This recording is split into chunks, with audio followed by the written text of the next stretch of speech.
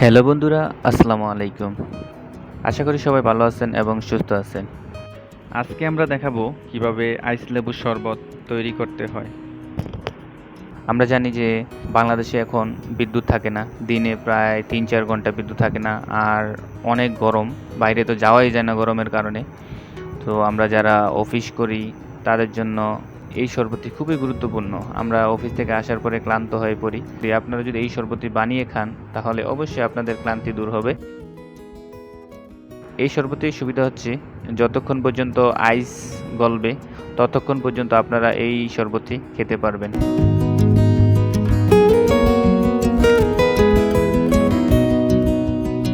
লেবুগুলিকে সুন্দর করে কেটে নিচ্ছি, দেখতে পারতেছেন।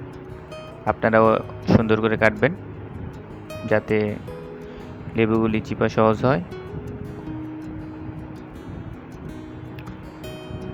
তেমন কিছু লাগে না, শুধু লেবু লাগে আর হচ্ছে আইস লাগে আর চিনি লাগে। আপনারা যদি বিট লবণ খেতে চান তাহলে বিট লবণ দিতে পারেন।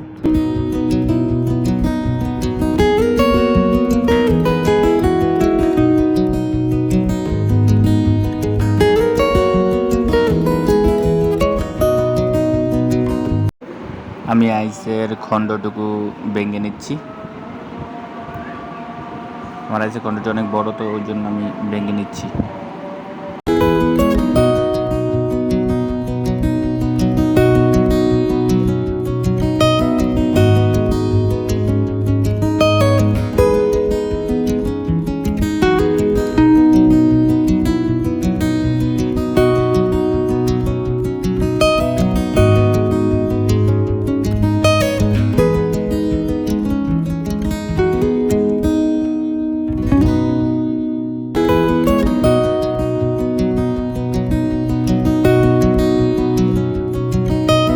বরফটাকে ভেঙে গ্লাসের ভিতর দিয়ে দিলাম। তারপর লেবুগুলির রস বের করে নিচ্ছি।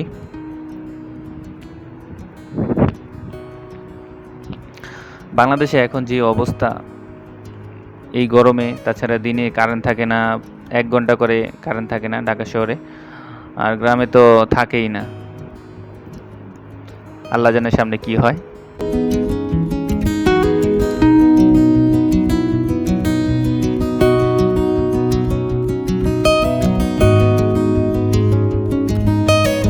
আশা করি এই গরমে এই শরবতটা খুবই কার্যকরী ভূমিকা পালন করবে।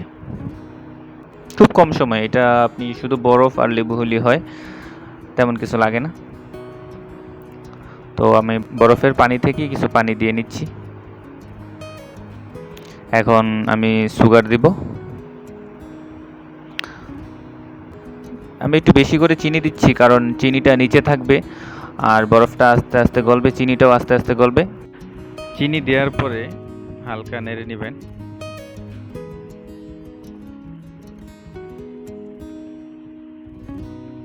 তারপরে বড় খণ্ডটা দিয়ে দিবেন বরফের। এটা আস্তে আস্তে গলবে আর আপনারা আস্তে আস্তে খাবেন। তবে আপনারা পাইপ ব্যবহার করতে পারেন। তো আশা করি ভালো লাগছে। আপনারা বিট লবণ চাইলে ব্যবহার করতে পারেন। আমি শুধু লেবু আর চিনির শরবত খাচ্ছি, আপনারা চাইলে আরও অন্য কিছু ব্যবহার করতে পারেন। তো আশা করি ভালো লেগেছে। সবাই ভালো থাকবেন, সুস্থ থাকবেন, আর সবাই সবার জন্য দোয়া করবেন।